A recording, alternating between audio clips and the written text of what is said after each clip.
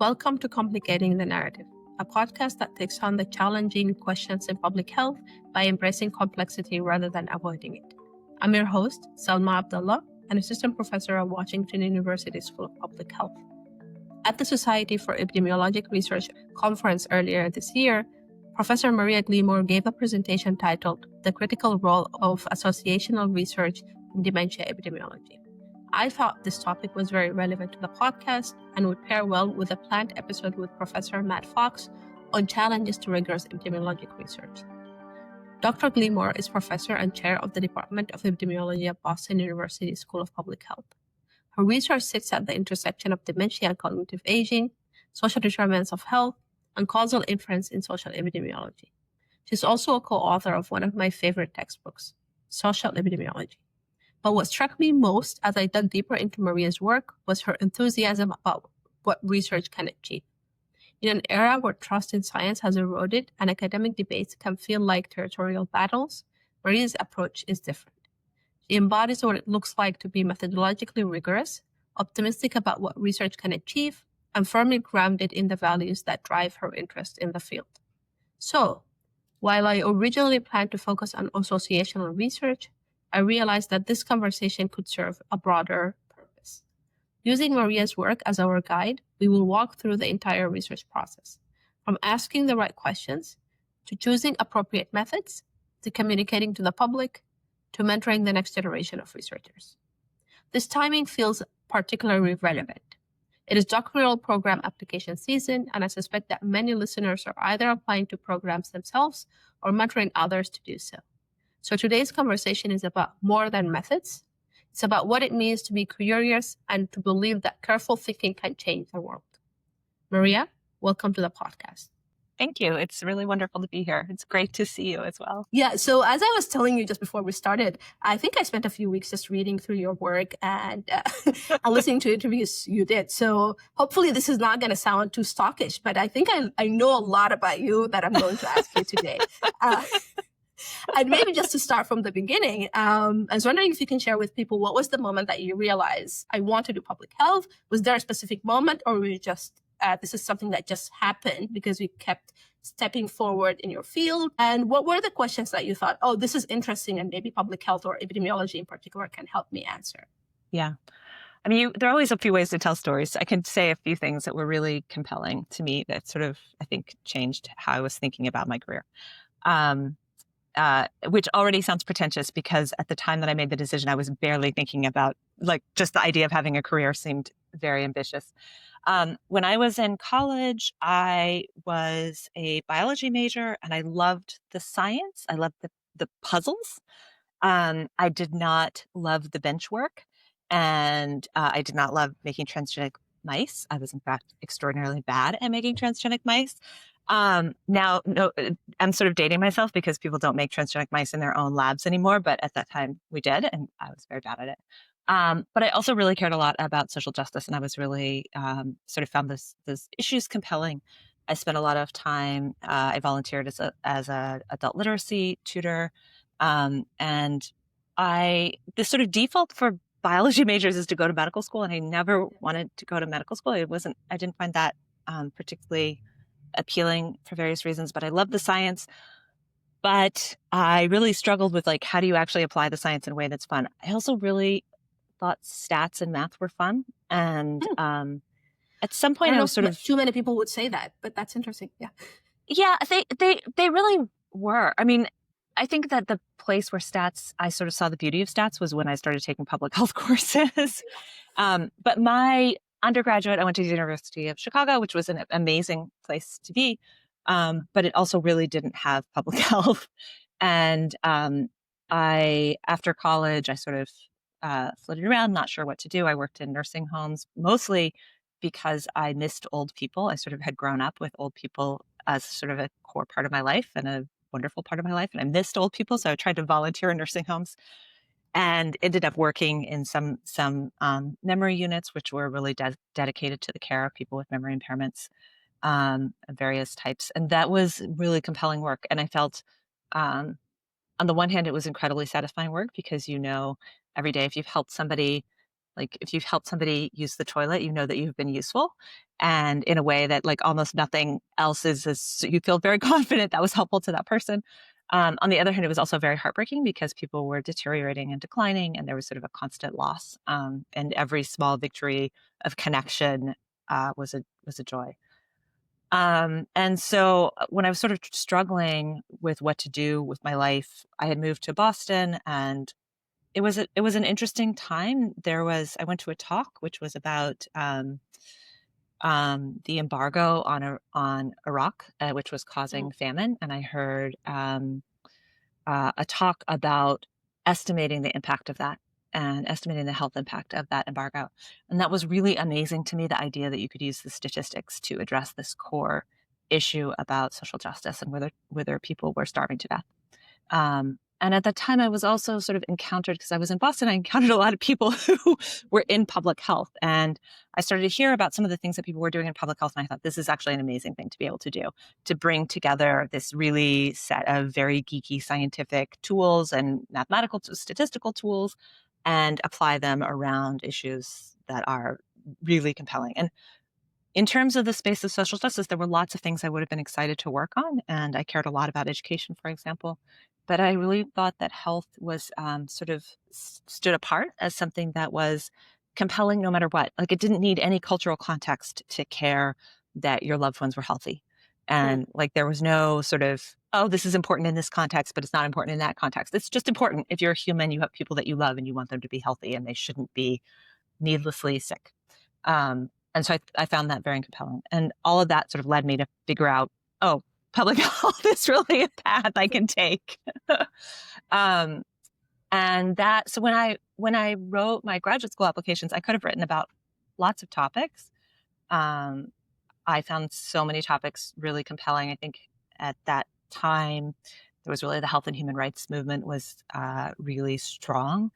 And the understanding of human rights as intrinsic to efforts to prevent HIV transmission is really compelling. I thought injury epidemiology was really compelling because I grew up in a rural part of America where injuries and mortality from automobile collisions are just very high. Those were like a part of the community that I had grown up in.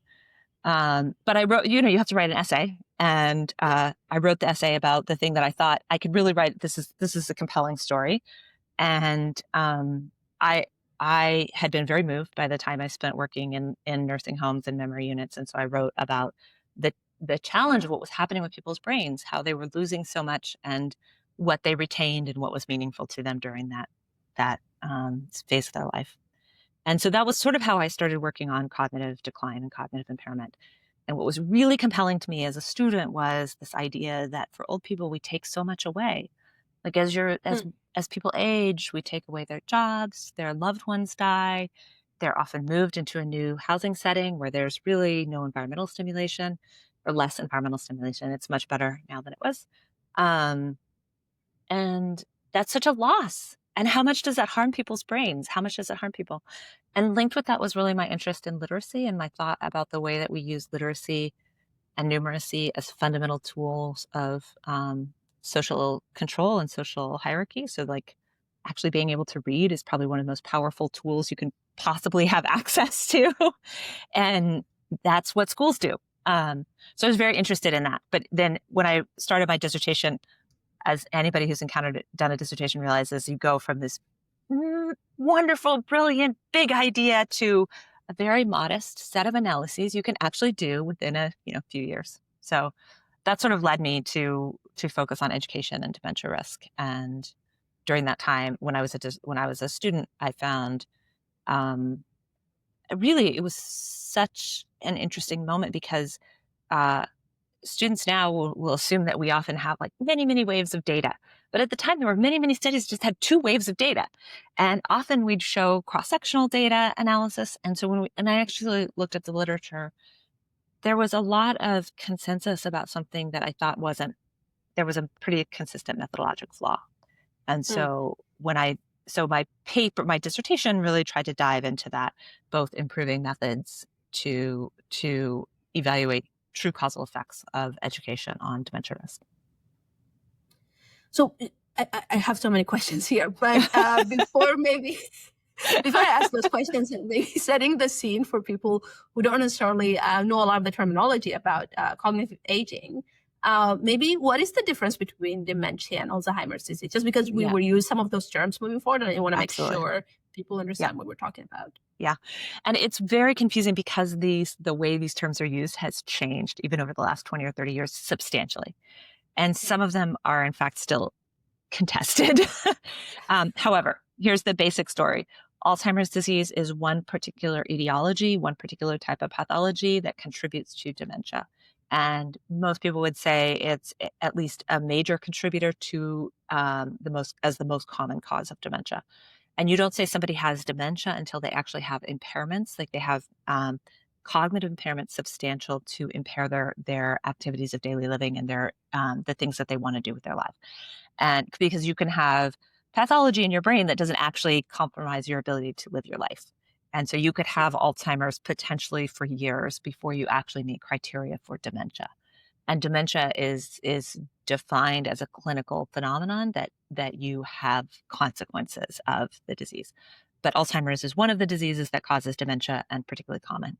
But we also have other pathologies that contribute to dementia, and because you just have one brain, they can co-occur in your brain. And in fact, now we think of a lot of dementia has multiple etiologies. Basically, about the time that the nation sort of said, we're going to commit more research resources to dementia, there was a kind of move to use the term Alzheimer's to cover a whole bunch of domains of dementia research because everybody felt they were very important. But Alzheimer's in some ways is the thing that people recognize as really compelling. However, in fact, it's really dementia that we care about, and Alzheimer's is a major cause of dementia. Yeah. I wonder now, I'm not that familiar with the literature, except a lot of your work and reading a bit recently about the fields of dementia, Alzheimer's disease. And I wonder if also this push links a bit more to especially when there is more funding, and as we've seen this in mental health, we move towards more, like, can we have a definitive biological process that can explain what we're seeing? And it seems like people usually move in that direction, especially when we put a lot of funding into an issue, which is exactly what happened with mental health classifications. It's interesting. Yeah. There has been a pretty active debate over the last 10 to 15 years and about the biological definition of Alzheimer's disease. Yeah. And I have been very concerned from the beginning that definition created a certain circularity. So and that we made things we considered to be hallmarks definitional. Like we went from saying, okay, this seems to occur when we have this. And so that's how we think you have it because you have this biomarker, to saying this is the definition of the disease and elevating it to being absolutely this is the fundamental etiology. And the challenge with that is it's so helpful for research to have biomarkers. Like it's incredibly helpful, and measurement of cognitive outcomes truly has been a very important barrier in the field. So on that front, I'm very sympathetic with the people who want a biological definition of disease. The downside is if you don't actually understand the biology of disease and you codify the wrong thing as definitional, it creates a host of problems. For one, when we made amyloid, so I think in 2018, there was sort of a move to define amyloid as definitional for Alzheimer's disease, even in people who did not have cognitive impairment. And once you make that definitional, you can say that you've cured Alzheimer's by removing amyloid. And that was very problematic because it turns out that we have drugs that can remove amyloid that do not appear to eliminate the cognitive consequences of Alzheimer's disease. So that was the big issue about moving to a biological definition, potentially before we were ready to do that. And this brings up another can of worms. I'm not going to open that one because I actually do want to have another episode about FDA approval processes. I've been reading about drugs for Alzheimer's disease because of that. But that's like a different conversation that I actually do think is really fascinating. I would love to talk about it more in the future. And I think we'll actually have an episode on that. But so just going back to your research itself, to clarify for the audience, you are focusing on dementia as a clinical presentation in most of your analysis, right? That's correct, yes. Yeah, and so going back to your dissertation and what you said about asking the right questions, I remember also when I did my dissertation, I had this idea of I'm going to put together a data set that looks into all the different data sets in the world about social determinants of health, and that's going to fix all of the problems. That is literally what's my original thought about my dissertation. Yes. Maybe in hindsight was not the greatest idea. But I think this brings us up to thinking about asking the right questions in epidemiology. And I know you thought a bit about that. And I think you have this quote, again, correct me if it's not you who said it, it's just like you're usually trying to look into asking about questions that are amenable to policy. And I wonder how that fits into asking the right questions in epidemiology, because does that mean we sometimes don't ask a question if we don't think it's amenable to policy, and is that helpful? But also, do we really know what is amenable to policy versus not? So just maybe give us an idea of how you ask the right questions. Yeah. So I personally think it's both of these approaches are very important, and that they're two kind of categories. And one is a category where you think you're going to do research that someone is able to take that research and use it and act on it. And that may be policy, but that may also be people are making a daily decision and they don't have information, and you can offer them information. I mean, sometimes in social epi, we dismiss the importance of information, but clearly people do use information, and it can be useful to give them accurate information, as I think we're seeing that at this current moment, that actually denying people information is in fact harmful, and it is important to give accurate information. And so research where you really envision, I'm at the end of this arc of evidence development, and when I find something, somebody is going to be able to act on that, whether that's a policymaker, whether that's an individual, whether that's a clinician, whether that's somebody making policy for a company. There are lots of people, and for that category, I think it's really, really important to work backwards from who would use this evidence, like who would have this, who's interested here. And I feel like that's often when you read papers, very often they start with, nobody's ever looked at it before.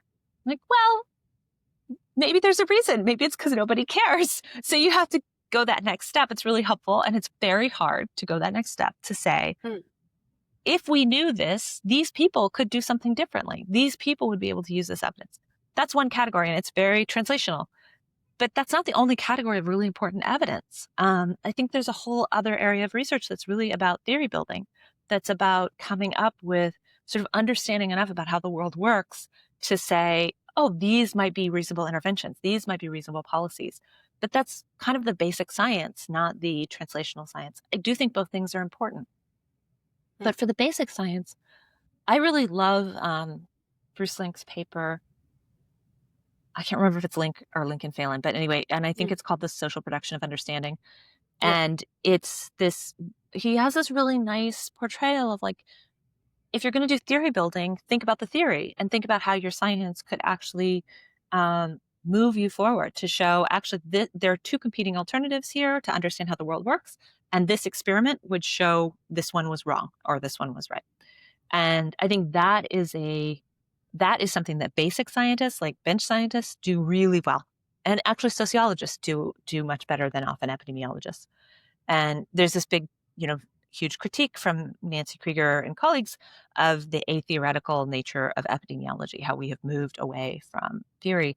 And I think there's a lot of legitimacy to that critique, that we are not embedding ourselves enough in theory that we can actually articulate testable implications of competing theoretical perspectives. So I think both of those strategies are actually really important, because I don't think we should be out there saying like, oh, we're going to do an experiment on this policy and then this policy and then this policy. We should have those policy choices informed by theoretical understanding. And we should be doing that in social epidemiology just as we do it in bench science. As we do in pharmaceutical development, we should have a theoretical foundation that informs and guides. So I think this is actually really interesting, like thinking about the two areas that I was thinking, is there a third place where we're thinking this could be amenable or could not be, or maybe we're using theory to answer the question. And then I come to you as a doctoral student and I say, but the data are not there for me to actually, maybe I'm doing one of the two. I'm picking one. That's fine. But then I'm saying, oh, I don't know if I have the data for that. And I think what I find interesting in your work is that you then went out and tried to find the actual method that could be used having the data that we have. So is that, do you think of that also as we think about the research question, or is that downstream after you decide the research question? Yeah, no, absolutely. You have tool building is essential. And when you think about I do think that comparing with sort of basic biology is sometimes helpful. Like when you think about how long did we work to get PCR functional? Like who even understood how profound it was going to be? Well, that was really important research. And in the same way, getting the statistical methods or getting the data structure or getting the measures that are high quality that actually get at the construct you care about, those are really essential tools. And you may not be able to see all of the ways that they will be applicable. I think it is helpful to see one way that it will be applicable. And so rather than going out and trying to measure everything, I think it is very helpful to say, I have a theory that this aspect of the social experience or the lived experience is relevant, and I want to measure that thing so I can evaluate that theory. So yes, I definitely consider the methodologic research essential and probably undervalued. I think one challenge with methodology is some methods really are not going to make enough of a difference to the answer that it could ever influence sort of the implications of the finding.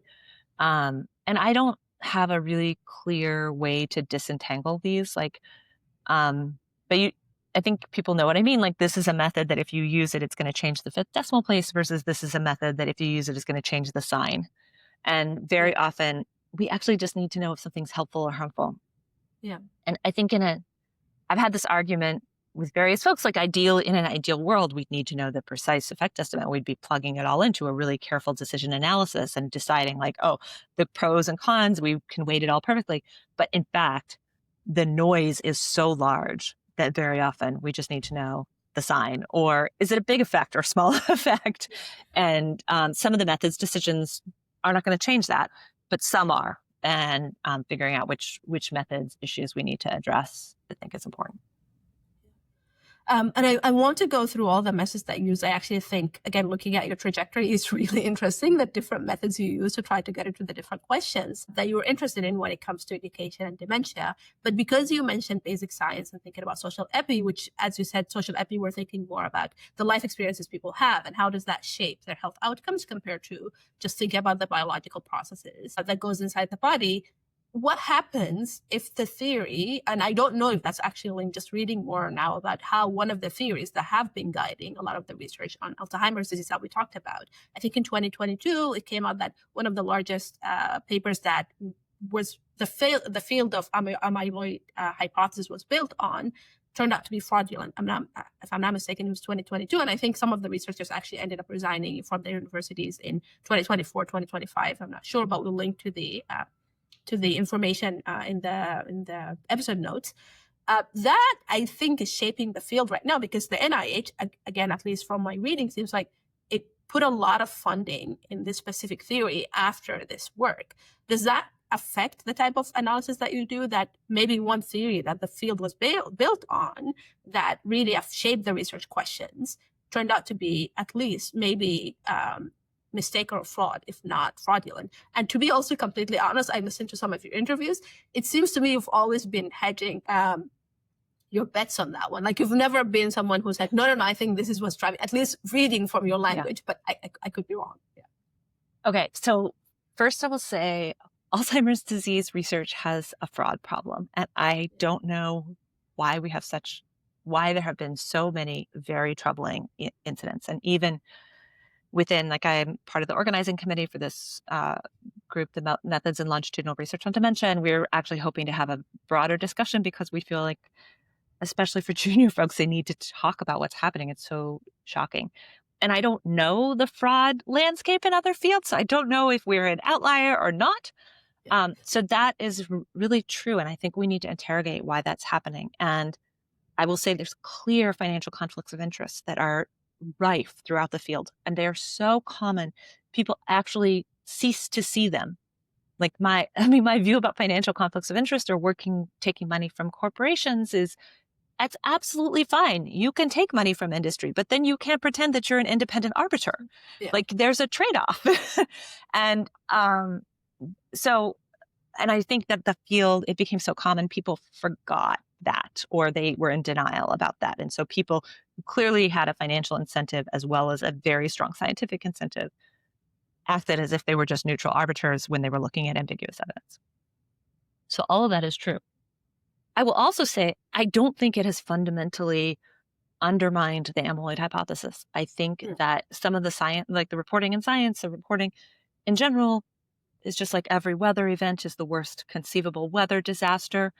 And sometimes it's like, it's just a bad thunderstorm. We can get through this.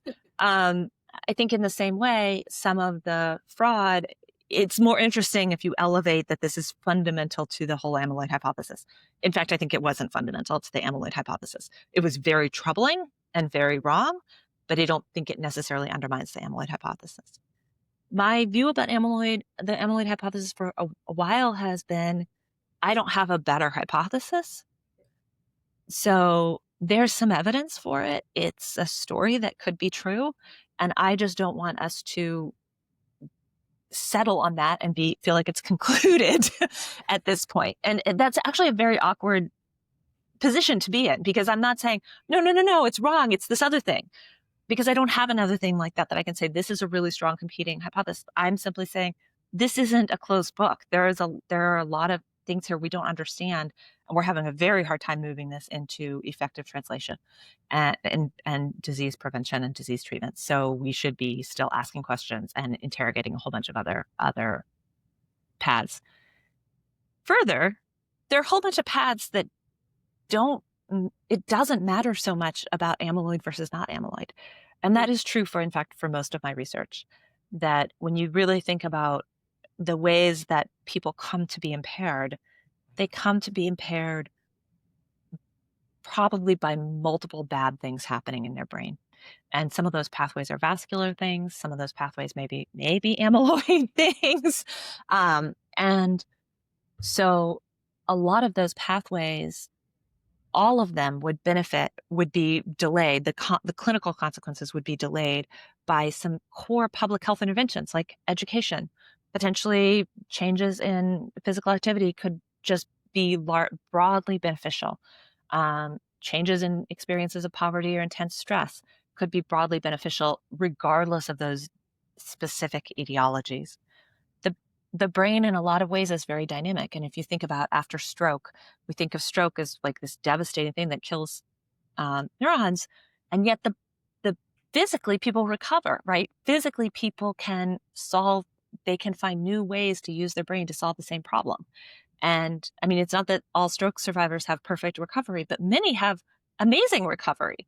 There is true plasticity because the brain is not passive, the brain responds. And so thinking about all of those processes, and some of them are not specific to any given biological process. So for my research, actually, challenges to amyloid do not necessarily change what we're doing.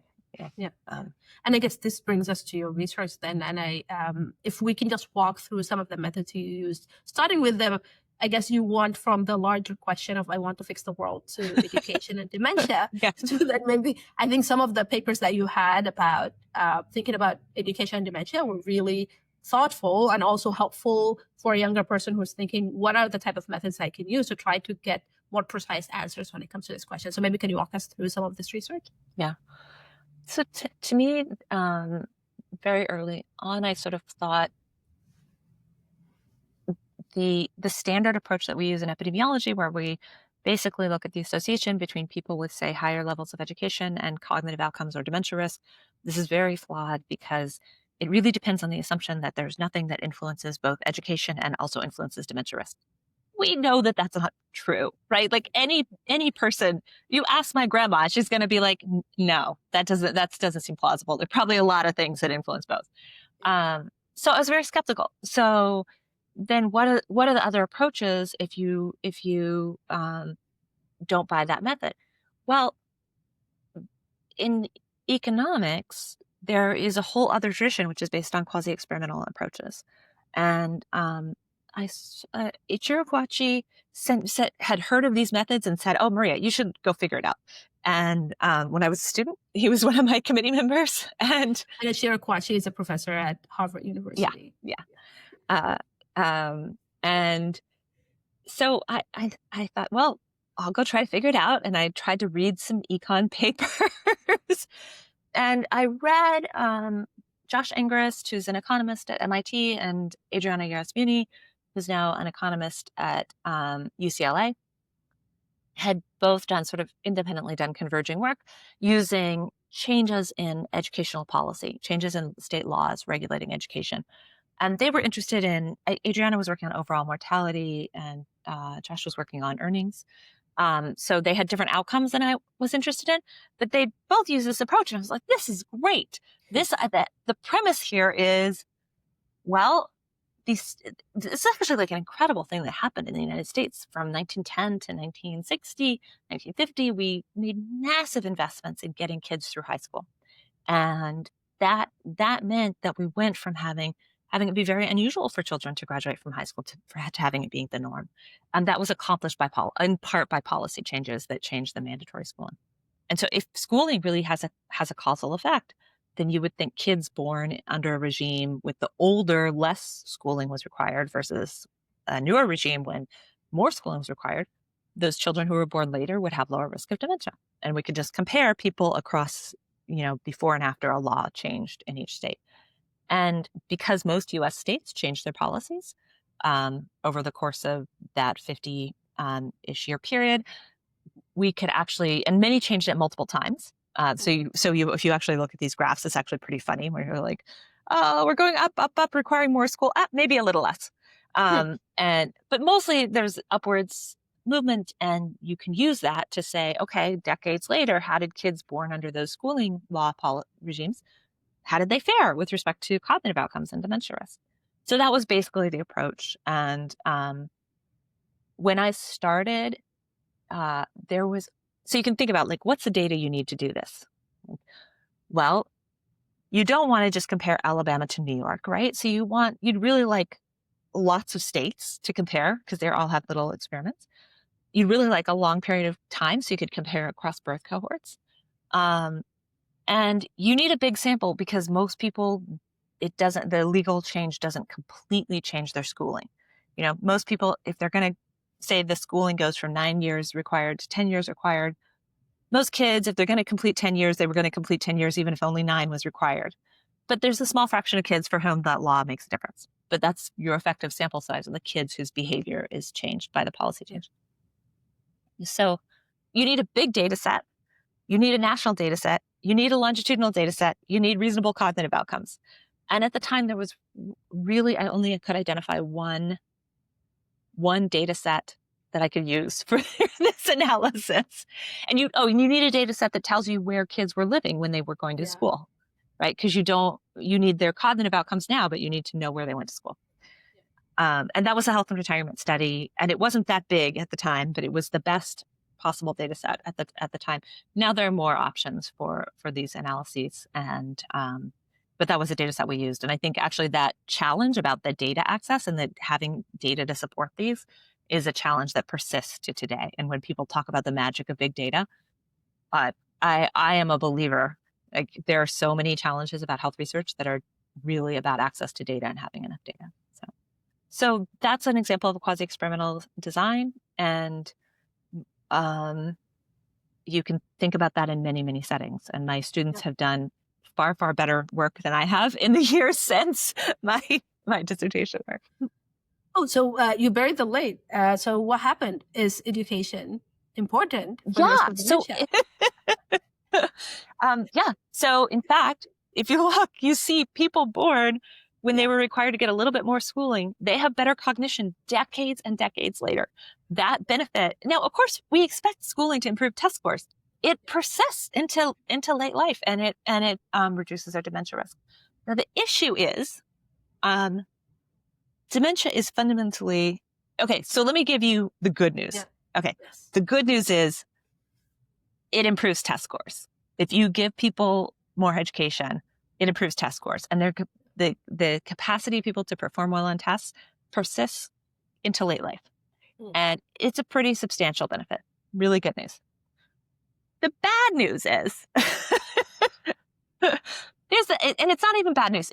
This is the thing that is ambiguous to me that I really worry about. Like when I think about this research and what makes me anxious.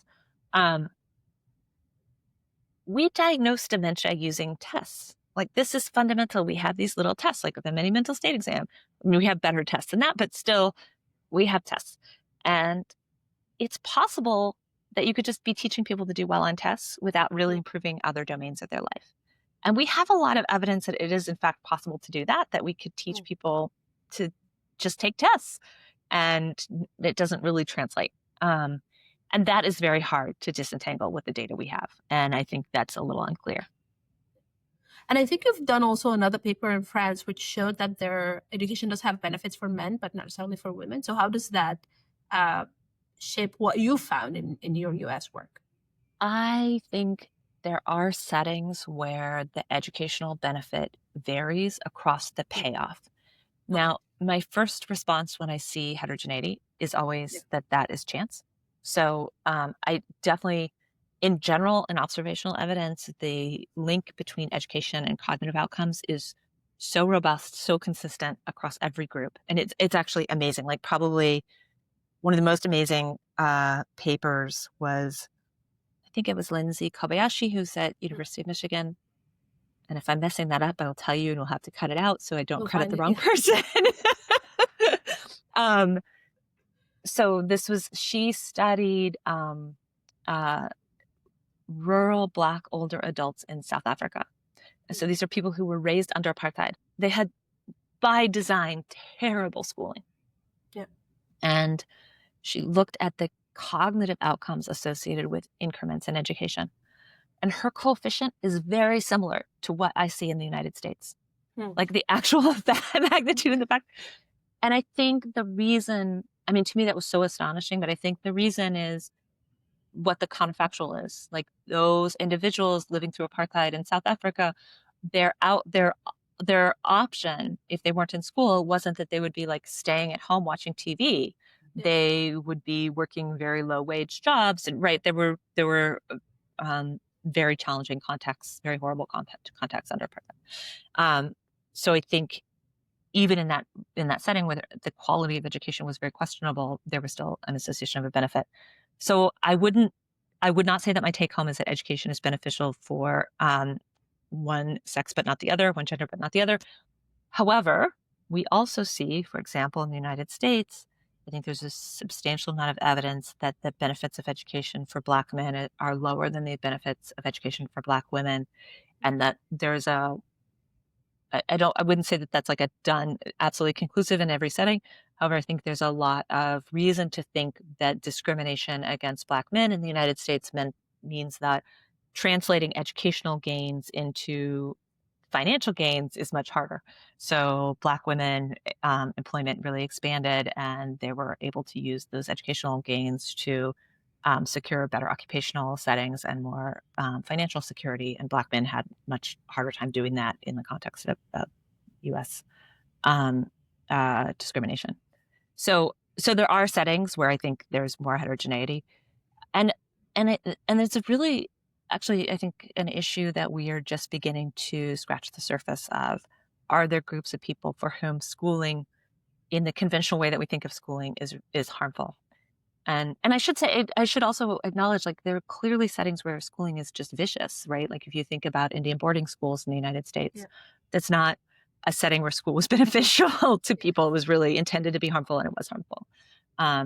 But when we think of more kind of typical schooling settings, I think we don't know if there are groups of people who are potentially better served by other types of settings during late childhood.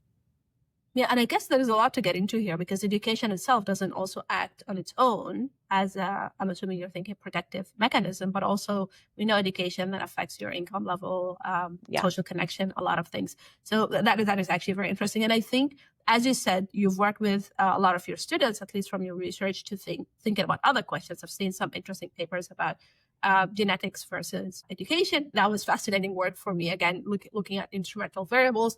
you're forcing me now to try to think more about how can we use instrumental variables because they seem very cool. But what would be a research question for younger people now who are interested in getting into thinking about cognitive aging and dementia and social epidemiology that you think is really important and would need to be answered? And hopefully once we have more data / better methods, we're able to answer it. Yeah. Certainly, I think issues around heterogeneity across people is very interesting, and that one of the issues with small samples is you end up with a lot of fluke findings, and small samples combined with publication bias just makes for chance findings. So actually, really going through systematically and sort of saying which of those observed heterogeneity do we believe, I think is really useful. And it's both heterogeneity across people and heterogeneity in the experiences of schooling. We've had this very conventional vision of schooling as just number of years of school completed or credentials completed. It's really interesting when you think about it. We've ignored kindergarten, for example, or preschool experiences. We've ignored what happens for people on non-traditional educational paths. If you talk to Anusha Bable, Anusha has done this beautiful work looking at how common it is for people to not just go consistently through school, marching through, finishing at age whatever, and then completing their school and going into the labor market, but people come back. People have to leave school because they have kids, because they have jobs, because they have financial needs, and then they come back and then they work really, really hard to complete additional training. We don't know what the effects of those things are. We actually have very weak evidence. Even something as simple as the GED, the evidence is not, it's quite complicated. It doesn't seem that it conveys the same health benefits as a high school diploma, but we don't understand because there's such strong selection. So I think there's a whole bunch of stuff there that's very interesting. And when I think about the stuff that my this generation, a new generation of researchers are asking is just so much more interesting than what we were doing. Like, we were like, how many years of school do you have? 10 or 9? And I have, Marilyn Thomas at UCSF is doing work on historically Black colleges and universities. Is the experience of schooling more beneficial if you go to an HBCU versus a predominantly white institution? Teresa Osapuk has been doing work at University of Minnesota, has been doing work on the GI Bill and the financial resources associated with access to schooling and what the consequence of the sort of trade-off of debt versus extra school and the kinds of schools that people go to. So I think there's all kinds of stuff around education. And it's one of the frustrations about working about older adults is we are often thinking about stuff that happened in early life, but what do we do now for them? I think there's really interesting work on the effects of kids' education on their parents' health. And Jackie Torres at University of California, San Francisco is doing fantastic work, and Emily Cortin on how adult children's education influences their parents' health. This is close to my heart right now. And so I think there are a whole lot of things that are actually like the reality of what people are facing and the heterogeneity on the ground, I think is really important to explore. And then to actually think about what are the places where there's real policy action. We're doing homeschooling. Homeschooling is becoming so much more, as a country, we've adopted a lot of homeschooling. Homeschooling is becoming so much more common. What do we know about the health effects of homeschooling over the long run? We're changing how long people spend in, how long the term is. Those are, whether we have a 4-day school week, those are really, I think, important questions that hopefully we can bridge that issue of the translational and theory building and sort of do translational work that was also theory building about what mattered for students. Yeah. It's really interesting. I guess maybe now we should talk a bit about the main reason I asked you to join this podcast.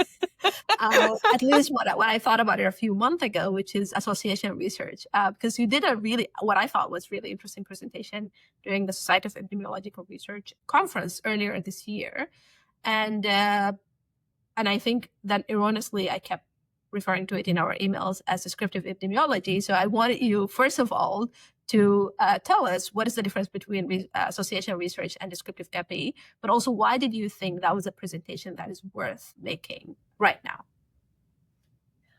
So I think of myself as very strongly in the causal inference camp, and I was trained in an era that hopefully is unfamiliar to students now about when we couldn't even talk about causal inference. We couldn't articulate our questions clearly. Like, we were not supposed to talk about causation unless we had a randomized trial, which led to these bizarre disconnects where we can't say that our observational evidence is supposed to inform causal effects, and yet we're supposed to base our randomized trials on our observational evidence. So that, coming out of that era, like, I really embraced this sort of causal inference framework. And I think Miguel Hernan's paper, The C Word, I recommend everybody read it. It's just a wonderful paper. I think that is a very nice framework where the goal is to be very clear about your questions, whether your questions are causal or your questions are not causal, and then the assumptions you would need to draw causal inferences from the data and analysis you apply. And then be humble about whether you've met those assumptions. So I think that's really helpful. I think one challenge is that people are so daunted by the causal inference framework that they're actually not sure when you can say, this isn't a causal question, I'm not even aiming to draw causal inferences, or this is a causal question, but I'm so far afield from being able to fulfill those assumptions, and still this is a contribution. And so being able to sort of walk people a little bit closer to feeling confident that their work is useful and framing it as usefully and constructively as possible, even if they feel that assumptions for causal inference are not likely to be met, is really important. Yeah. And I think the framing of your presentation was that there was a pendulum swinging from an anti-causal era to causal revolution. Do you think now we're getting into maybe more of a synthesis pieces in the middle, where it feels like people are understanding more the importance of association research, that your presentation came in at a time where people are more receptive to it, or do you think we still have a long way to go? The field of health research is so big and heterogeneous, I think it's very hard to summarize. So there are people who I think still basically have the training from the 1980s, which was, and early 1990s, which was, we don't say cause. And even when they clearly have causal questions. And as an example, JAMA changed their policy on using causal language 2 years ago. I think it was quite controversial. And I think it was very well done. Like, it was very thoughtful about, we're not saying that you can draw firm causal conclusions from every cross-sectional case study, but it was very controversial just to say, look, be clear about what your questions are. If you have a causal question or a non-causal question, state your assumptions.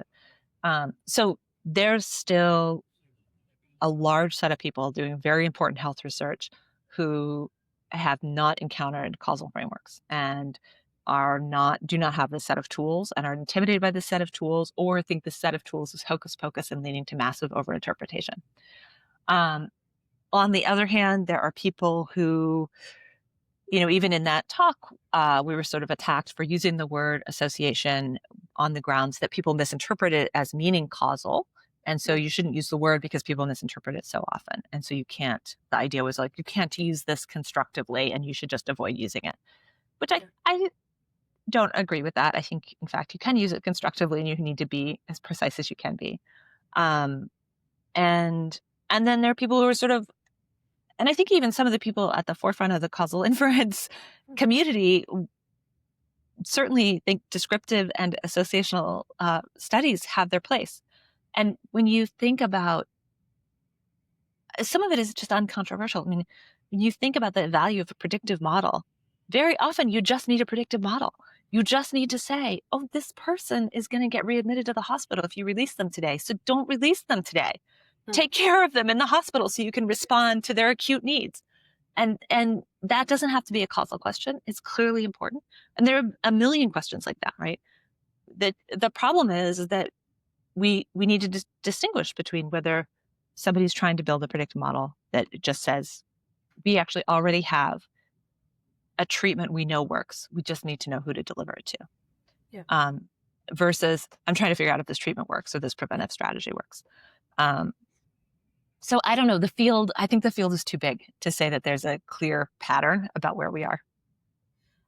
This is going to take us into a different direction. So maybe not to to focus on that too much. But I sometimes wonder, as someone who does analysis using text mining, if we get hung up too much on words in our fields. And I feel like, no, you have to use the right word. Like you have to use descriptive epi versus association. Yeah. And I can make arguments for both sides of things, like why it is helpful to be precise with our words versus not. But I sometimes wonder if a lot of those discussions come from just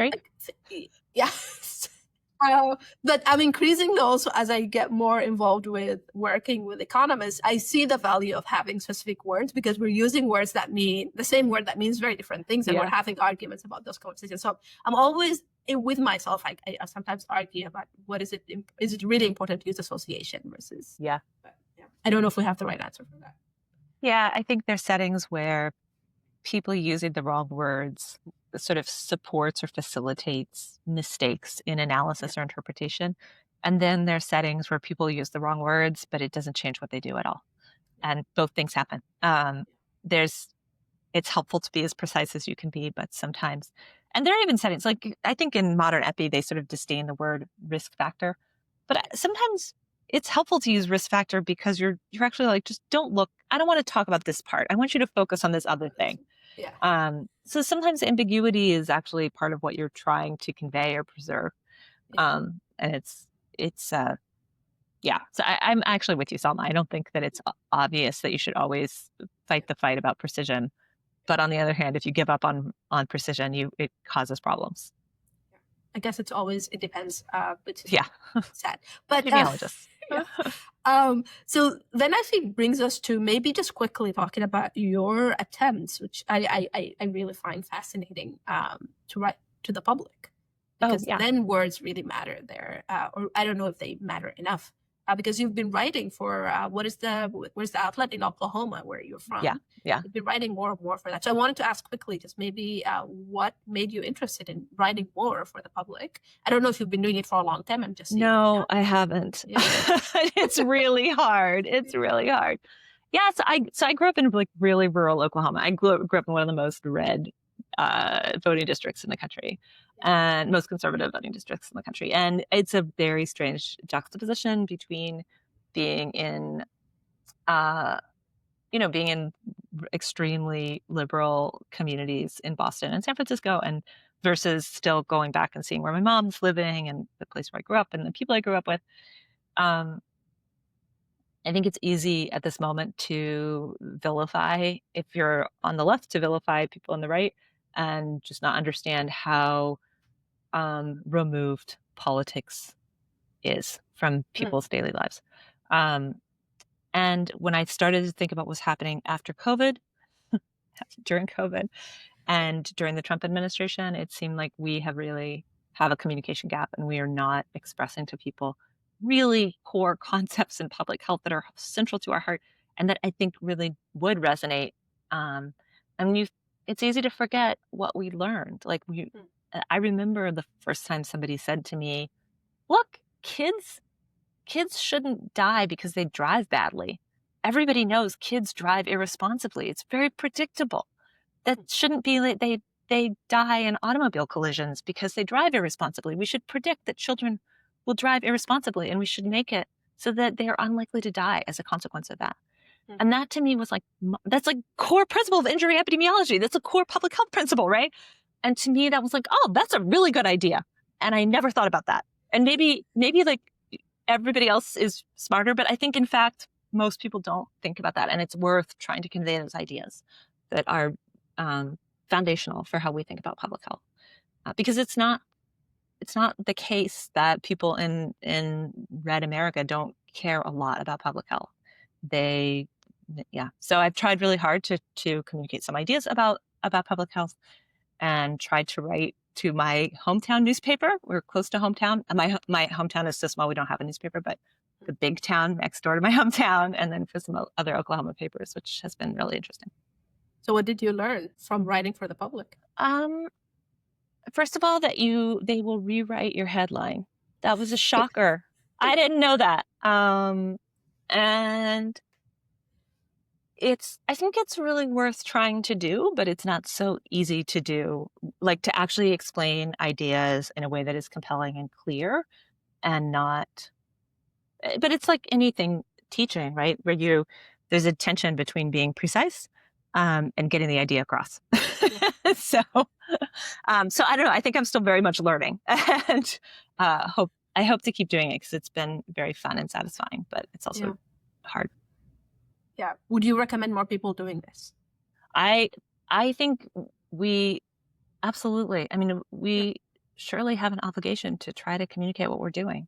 Yeah. And if we don't, we see the consequences. Like, we're paying the price of not adequately communicating what we care about and what matters and why we do what we do. And it's too much to think that people who spend, 5 minutes a day thinking about public health, if we're lucky, are caught up with us. Like, we need to help. We need to share and really engage and hear what people, what's important to people. So. And I had this conversation actually recently in a panel I was on, and people were asking, like, why do you think people are not engaging with public health? And I was wondering, I think I said, I don't think public health is engaging with people. I think we think what we're doing is self-evident and justifiable. And it is for us, maybe, and for the work we're doing, even though even among public health professionals and even among academics, we're not necessarily certain about what is the right thing to do. But we just assume this is self-evident and everyone should follow it. And I don't know how to explain to people it's really not. And maybe it takes just walking outside and talking to other people. It strikes me as fascinating how much we think we're well understood and everything we do is very clear. And then just talking to someone for 5 minutes and realizing, at least with the friends I made here in St. Louis, like, people haven't looked at, or they haven't heard the news for a week. They just really don't know anything about what we're doing. And absolutely. Maybe just a good place to start, just trying to actually communicate with people. But I actually appreciate that you're doing that. Thank you. Thanks a lot. So then, very quickly, I know I've taken up too much of your time already. People are applying for doctoral programs. I read a few posts that you've had advice to people who are applying for doctoral programs. So I'll just add those to the notes, and I wouldn't ask you to go through them again. I did ask 3 members of my team are applying for doctoral programs this year, and I asked, what would you want me to ask Maria? And they said, what do schools care about? Why is it so hard to look at a website of a university and figure out what type of students are university interested in? So they just want to know what's up with the mystery and what should they do to actually get into a PhD program. At the PhD level, you should think about who you want to work with and figure out what that person cares about. The biggest deal is, now, one of the challenges with a lot of websites is that they, you can't actually tell who's sort of core to a department versus who's adjunct and affiliated. But the most important thing for a PhD program is to find the people who are doing the work you're very, very excited about. And so think about the mentors you want and read their papers and focus on that, as opposed to because from that follows the ethos of the department. Like, the department is not going to care about something that none of the faculty members care about. They're not going to accept it. Even if they care, they're not going to accept a student to work on something. They should not accept a student to work on something that no faculty members work on, because they can't support that student. They can't mentor that student. And so as an applicant, if you focus on who you want to work with, who's doing the work that's really inspiring and compelling to you, that's the best strategy. Excellent. And one question from me, one of them said she read online that she can never say she's passionate about something. And it strikes me that a lot of what you did, and hopefully a lot of what I'm doing, is about because I'm passionate about certain issues I want to address. So I don't know if she said it says online, you should never write to a program that you actually are passionate about ABC.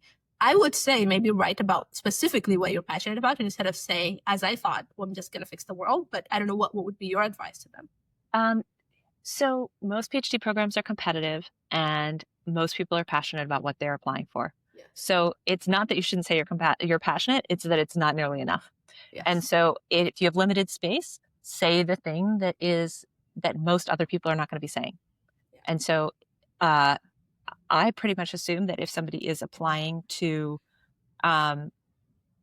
a PhD program, they are passionate about public health. and you can definitely tell me that again, but it's not actually changing my view of the applicant. Whereas if you tell me that you're passionate about the intersection of something that I hadn't thought about before, or something that I think, that is really, we need to understand that more, that is going to be very compelling to me. So one way to think about the essay is, like, how much of your essay do you think anyone could write? Because that information is not helping very much. Yeah. That's a great advice. Okay, one last question. How do we build a field that is rigorous enough to catch errors, hopefully, but also flexible enough to evolve over time and accept new methods and new data points without being too contentious? Just an easy question to end on. Share data, share code, reduce understand errors are part of life. Like that's what happens. Yeah. But what we need are structures that catch them.